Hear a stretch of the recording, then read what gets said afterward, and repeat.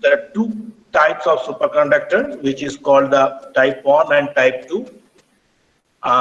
One is very soft, called the soft superconductor, and other is the hard superconductor. And in the soft superconductor, the magnetization, this negative magnetization, increases and go to its maximum level and then drops suddenly, and the critical field at which the sharp drop takes place, that is called the critical field. And at this stage, basically these type 1 superconductor losses is superconductivity. And this Silsby rule, it says that maximum current that can be carried by a superconductor. So in a reverse way, we can say that when a current carrying conductor always produces a magnetic field.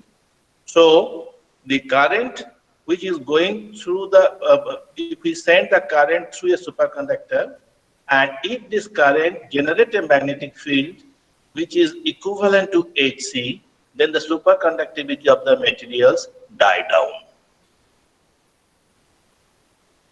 But the things is different in case of type 2 superconductor or the hard superconductor. But what has happened in this case, I have intentionally put the two figures simultaneously so that you can understand the difference between the two. And in this case, like the type 1 superconductor, the negative magnetization increases with the applied magnetic field, but up to a certain point. Then instead of suddenly drops, it decreases slowly and take to a larger field, and ultimately it die down. The superconductivity sets die down. So instead of one critical field, it has the two critical fields, which one is called the Hc1 and the Hc2. So H1 state is the Hc1. Up to Hc1, the material behaves like a type 1 superconductor, but after that, it behaves completely differently. That means after that point, it don't sharply fall, it falls slowly and goes to the normal state. So you can understand at this stage from Hc1 and Hc2, the materials no longer is zero resistance, is resistance started increasing. But still it is a diamagnetic materials. So in type 2 superconductor have superconducting electrical properties up to a field denoted by Hc2 between the lower critical field, that is Hc1, and the upper critical field Hc2. The flux density is not zero, that is the Meissner effect is said to be incomplete. But it is still, this Meissner effect is there, but it is not totally repelled the external magnetic field. This state, that is from Hc1 to Hc2, is called the vortex state. In this case, what has happened, the flux line slowly entered into the materials. That is, it is not able to completely remove or repel this flux line, external flux line. This Hc2 is quite high. If you see, for a type 1 superconductor, Hc1 is very low. It goes few millitesla. But in this case, this field is quite high. It can go to 41 Teslas, 54 Teslas.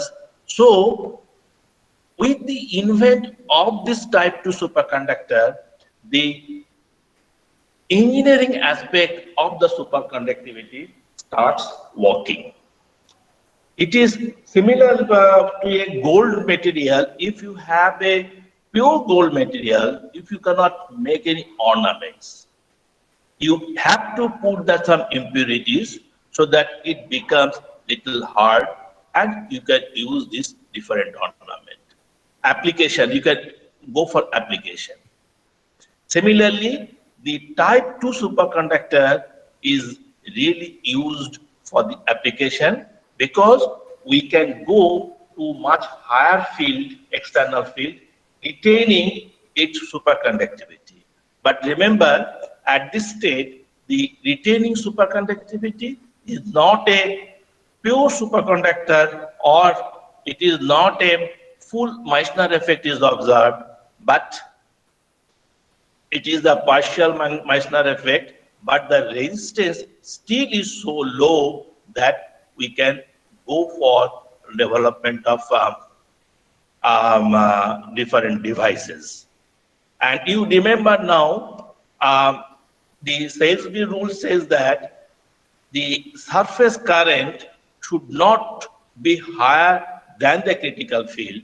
So here in this case, even we can send a current through a superconducting wire so that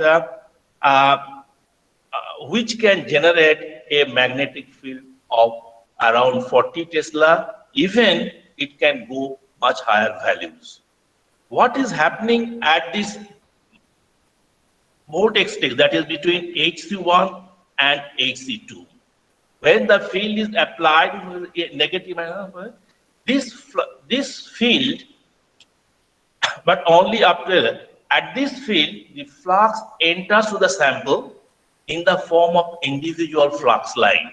So that is an interesting phenomenon is happening when at this stage a individual flux line slowly penetrate, and this flux lines is called the fluxoids, or it can carry a single flux quantum of magnitude phi 0 is equal to hc by 2e, where h is the Planck constant and c is the velocity. So we can also say in this stage that flux is also being quantized. Is a this can come as a phi 0 hc by 2e. So this flux quantum one by one will enter to the system. It is not the flux will not continuously enter to the system. It is entered to the superconducting material as a quantum. So a typical type 2 superconductor containing flux line is said to be the mixed state. So this vortex state, it is also named as the mixed state, and the numerical value of this flux quanta is 2.07 into 10 to the power 6 Gauss. G is the Gauss, which is the unit for the magnetic field, centimeter square, or in total is called the Maxwell, or it can be in SI unit is the Weber. So this you can visualize how this flux lines is entering. This is the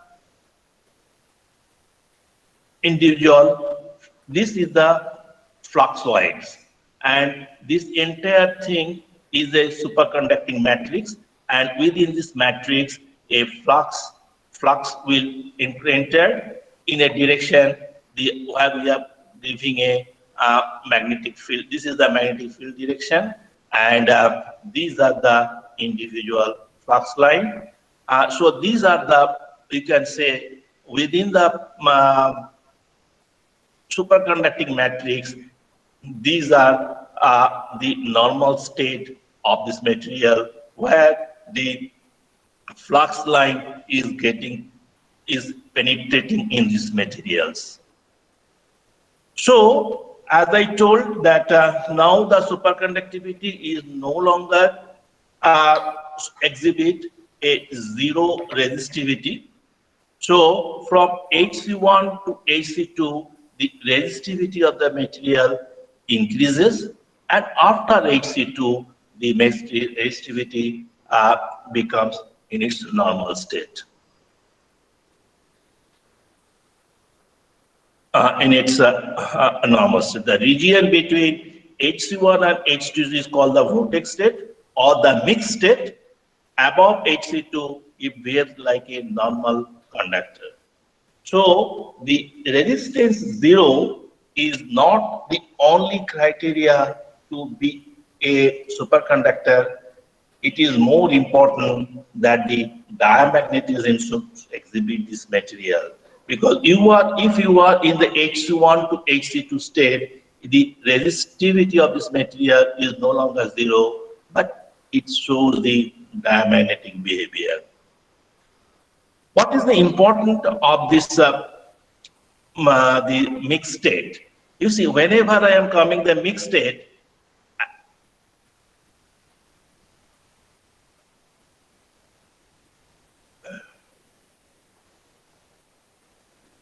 the the TC, the temperature, what I am talking about, the TC, and if we put the external magnetic field, then as I told with the temperature, the HC1 and HC2 is also differ, or the critical field also changes with the temperature. At the TC, that is that critical temperature, with a very small amount of magnetic field, the superconductivity state can be destroyed.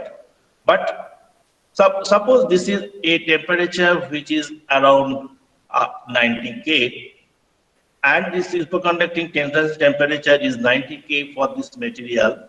Now, if we apply a magnetic field, very small amount, it will destroy. But if we put this material at around 40 K, that means we are about this region, then we can give a magnetic field of this amount, which will ultimately below which it is in the superconducting stage. These are some commercial materials which are used for various applications, and how they are behaving in the mixed state. So you see, niobium tin, its superconducting temperature, critical temperature is 10 K, but when we want to use it, we will put at the liquid helium temperature, that is 4 K, and in 4 K we can go a field up to around 12 Tesla, by which up to 12 Tesla it will remain a superconducting stage. That means I can produce a magnetic field by passing the current through the superconducting wire of the amount of around 10 Tesla. Similarly, if we use this material, that is lead molybdenum sulfide, where we can go up to 50 Tesla, which is really very large field, to retain its superconducting stage.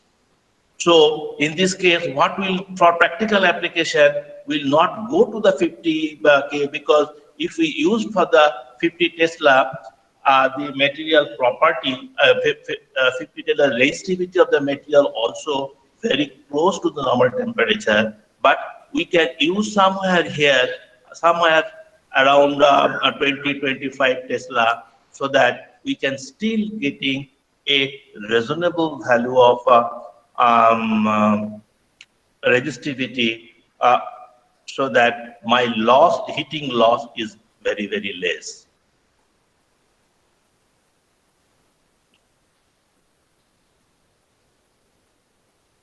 So far, what we talk about that different properties of a superconductors. We have not told why the superconducting stage is occurring, and this phenomena, the origin of superconductivity, is a completely a quantum mechanical phenomena. This cannot be explained by the classical mechanics. It has to be explained only by the quantum mechanically. And as I told, this is a area where the experiment was conducted in first, and then the theory was developed. And in between the first experiment and the theory, it took almost 50 years to explain the origin of superconductivity. Because when we are talking about the resistivity, we always talking about the electron-phonon interaction, and electron-phonon interaction cannot explain the origin of superconductivity. That is, that why this sharp drop is taking place in the resistivity versus temperature plot. So, in normal metallic conductor, electrons phonon scattering takes place, and at very low temperature, it is basically the electrons and the impurities interaction. This theory for the superconductivity was given by the three scientists, Bardeen, Cooper, and Schaefer. And this theory is named after their discoverer, is the BCS theory. That is, B is the Bardeen, C is the Cooper, and S is the Schaefer. So for this activity, they got a Nobel Prize in 1972, but the work they have carried out in around 1952.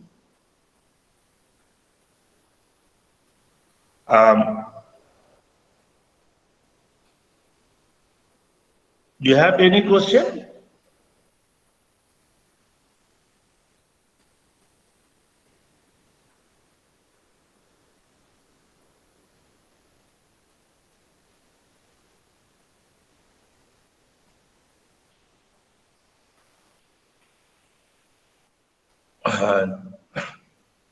As I can say that basically when we are talking about the resistance, always the phonon or the lattice vibration takes a major part. Even at the low temperature, below the absolute, above the absolute zero, there is a small vibration is taking place.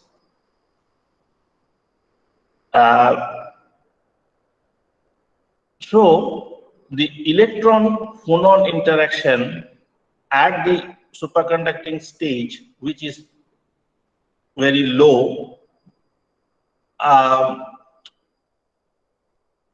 still the vibrations of the atom take place, although the amplitude of this vibration is very low, or we can say the electron-phonon interaction is low. However, the interaction between phonon and the impurity, electron and the impurity, is relatively high.